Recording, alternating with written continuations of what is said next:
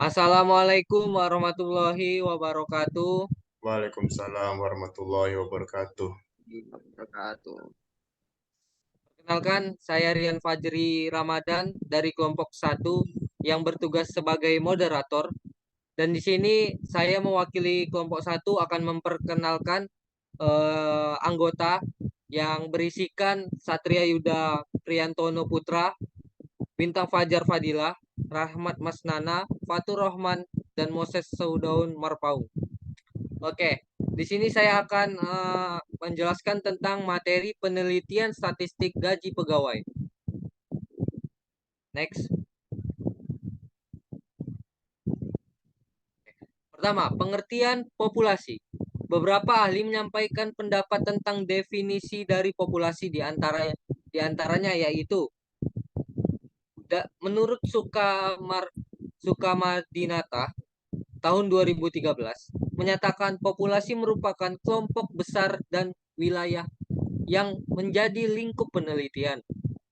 Dua, menurut Sugiono tahun 2011, populasi adalah wilayah generalisasi yang terdiri atas objek atau subjek yang mempunyai kualitas dan karakteristik tertentu yang ditetapkan oleh peneliti untuk dipelajari dan ditarik kesimpulannya.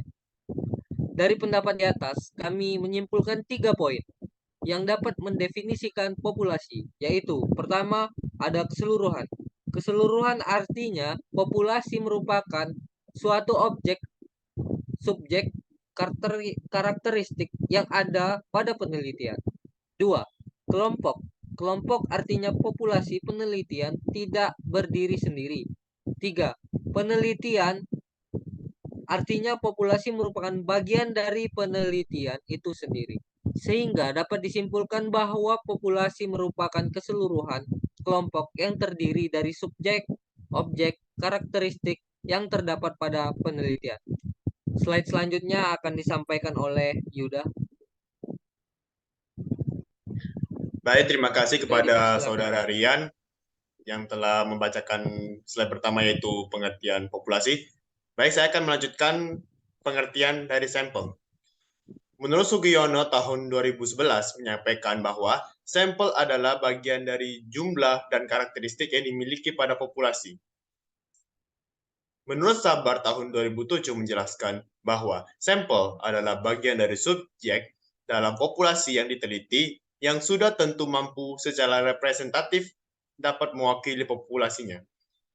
Menurut Sukma Dinata tahun 2013 menyatakan sampel adalah kelompok kecil yang secara nyata diteliti dan ditarik kesimpulan dan repopulasi.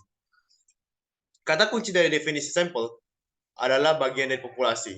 Jadi, sampel adalah kelompok kecil atau bagian dari populasi yang diambil dan dapat mewakili populasi secara keseluruhan.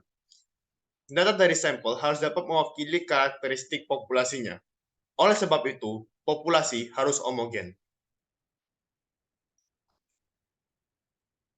Untuk tujuan penggunaan sampel akan dibacakan oleh Saudara Rahmat. Silakan. Ya, terima kasih Yuda.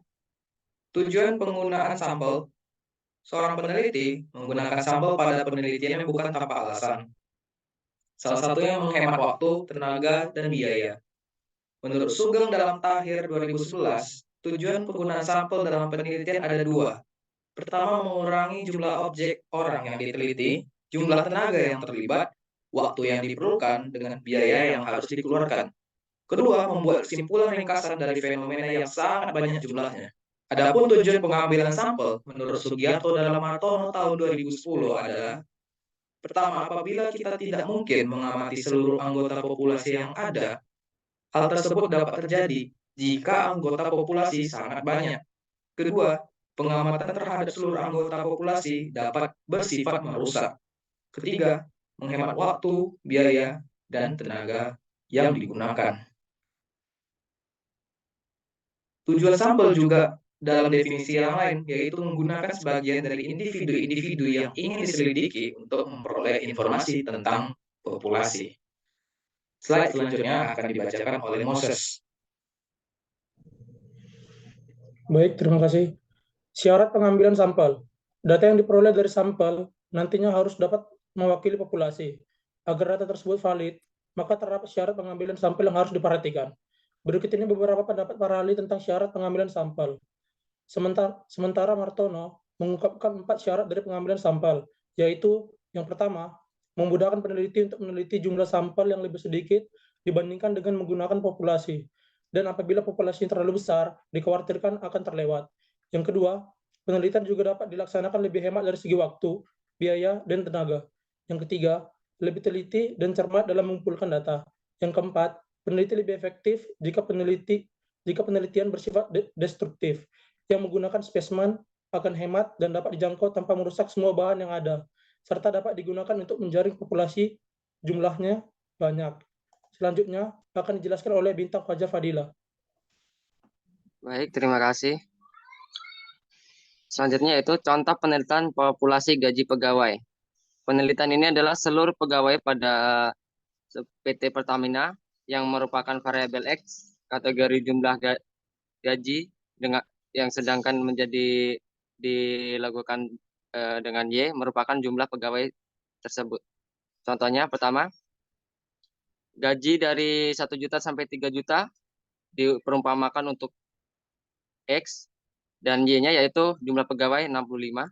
2, gaji 3 juta sampai 6 juta 70. 3, gaji dari 6 juta sampai 9 juta 30. 4, gaji 10 juta ke atas 50. Selanjutnya akan disampaikan oleh Fatur.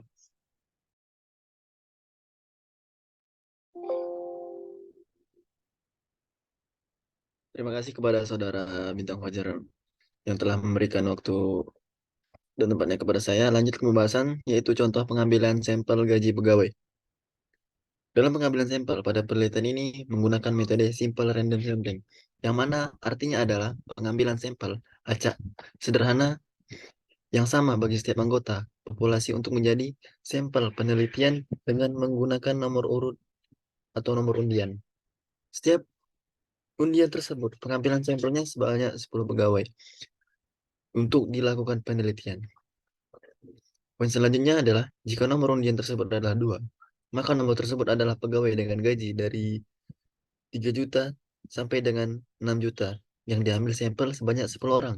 Dan jika nomor undian tersebut adalah nomor 4, maka nomor tersebut adalah pegawai dengan gaji 10 juta ke atas yang diambil sampel sebanyak 10 orang. Dan ada pun kesimpulan yang dapat kami simpulkan pada presentasi kami ini adalah, yaitu populasi. Populasi diartikan sebagai keseluruhan pengamatan yang menjadi perhatian. Dan biasanya populasi ini dapat dibedakan menjadi 2, yaitu yang pertama populasi terbatas, dan yang kedua adalah populasi yang tak terbatas. Adapun populasi terbatas adalah yaitu kumpulan objek atau individu tertentu yang memiliki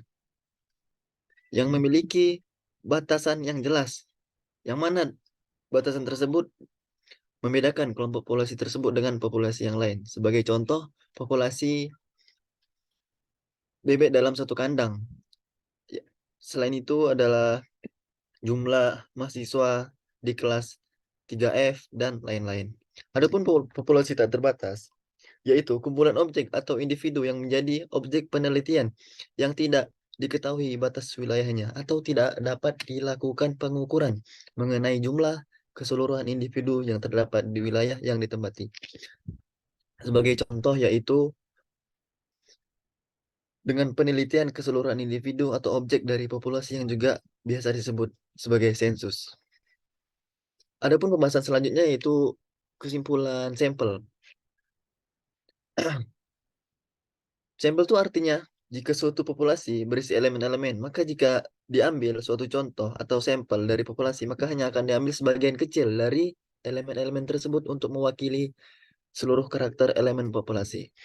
Ukuran sampel umumnya dilambangkan dengan huruf kecil, misalnya huruf N. Dari huruf N kecil tersebut melambangkan ukuran populasi. Dan pengertian terakhir adalah pengertian sampel acak sederhana tadi yang telah saya bacakan di slide sebelumnya, yang mana simple random sampling atau pengambilan sampel acak sederhana. Pengambilan sampel acak sederhana ini merupakan suatu sampel secara acak berukuran huruf N kecil dari populasi yang mana setiap elemen populasi memiliki peluang terpilih yang sama untuk menjadi wakil atau sampel. Baik, terima kasih. Saya kembalikan waktu dan tempatnya kepada Saudara Rian Fajri Ramadan. Oke, terima kasih untuk Fatur Rahman.